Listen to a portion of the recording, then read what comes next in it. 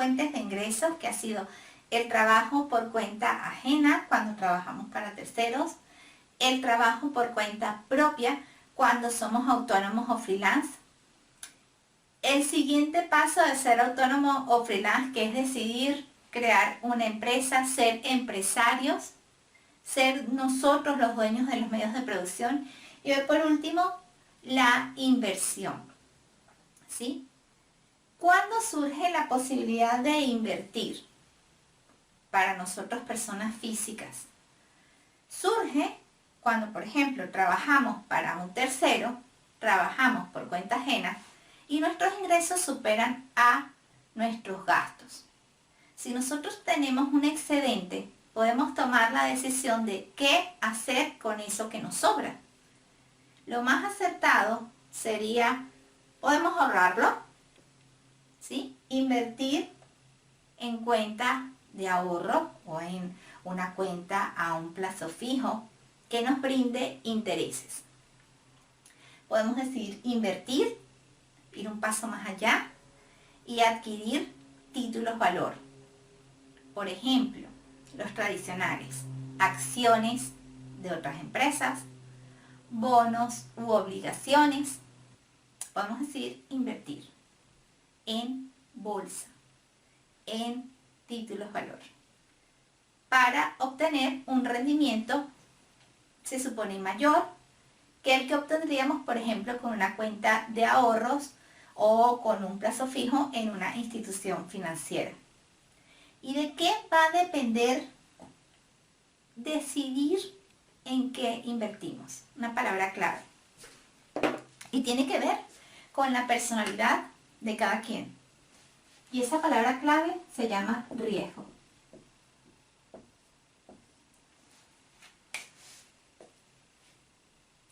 Las personas que tengan mayor aversión, mayor miedo, ¿sí? Sean más precavidas con sus bienes, con su bien monetario, con su dinero, no querrá asumir riesgos o riesgos excesivos.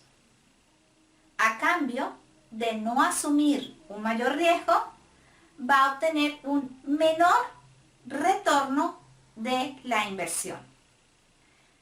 Carteras de bajo riesgo, por ejemplo, como les digo, una cuenta de ahorros, un fondo fijo, invertir en acciones de empresas conocidas en bolsa, por ejemplo, Inditex, Amazon, Walmart, va a obtener un menor riesgo. Pero, así como tiene menor riesgo, va a obtener un menor rendimiento.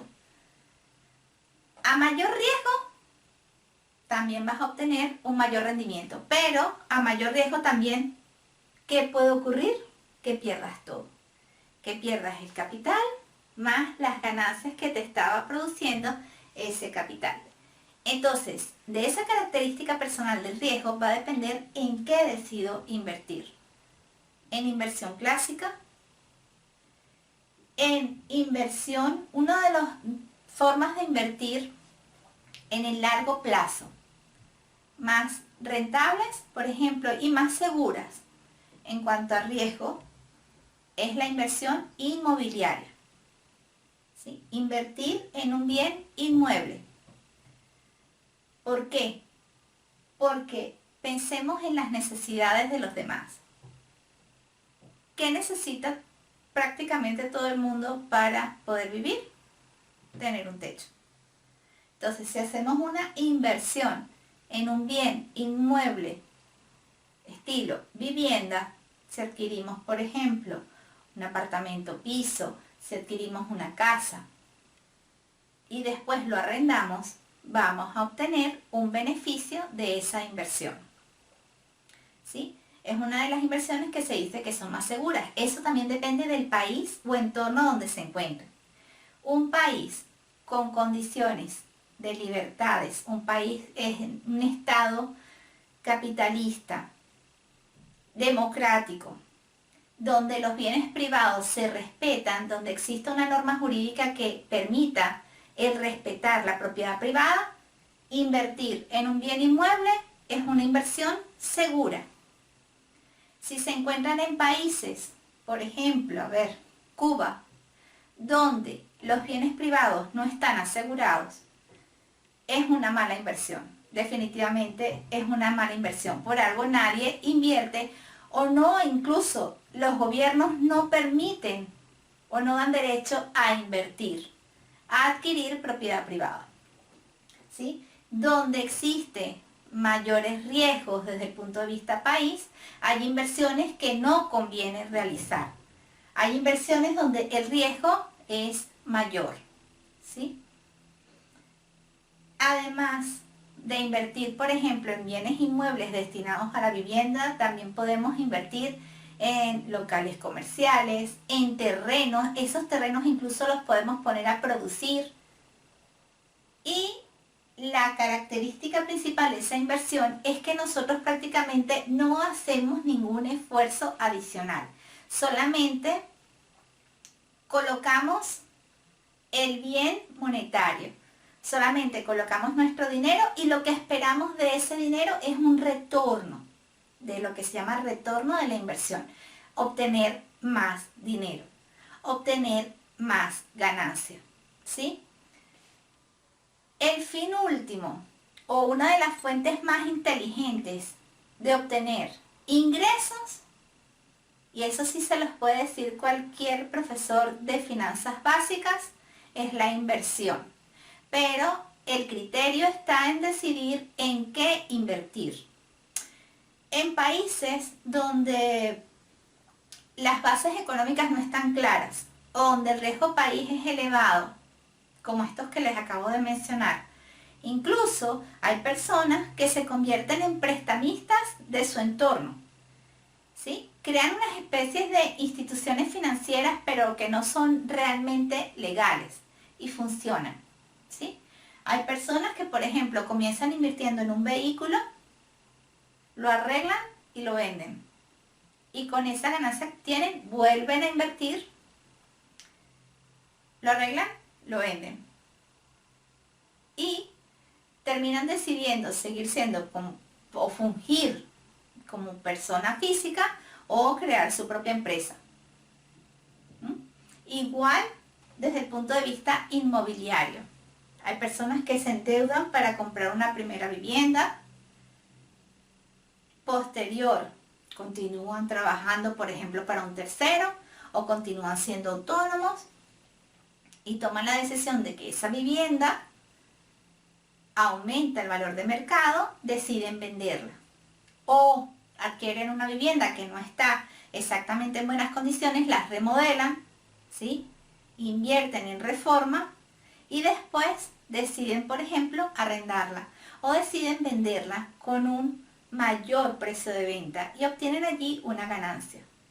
Son personas que deciden dedicarse indirectamente al sector inmobiliario, ¿sí? Entonces, llévense la idea que la inversión representa el no dejar ocioso aquel excedente de ingresos que podamos tener en un momento determinado. Y que definitivamente la decisión de en qué invertir va a depender de características personales como la aversión al riesgo. Desde el punto de vista financiero, jóvenes, lo que pasa es que esto ya es más complejo. Para decidir, por ejemplo, en cartera de valores, el portafolio de inversión que se le puede recomendar a un posible inversionista, se estudia el factor de riesgo. Ese factor de riesgo se le indica incluso o se le establece incluso una letra y un número. En una fórmula se establece, por ejemplo, el factor de riesgo beta y ese factor beta va a tener un valor. Si el inversionista tiene aversión al riesgo, ese factor beta va a ser más pequeño, pero el retorno de inversión también va a ser más bajo.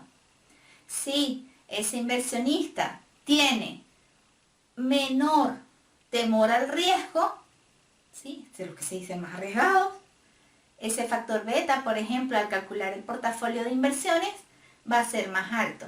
Pero también se sabe, ¿sí?, que el retorno de la inversión va a ser superior, pero el riesgo de perder también.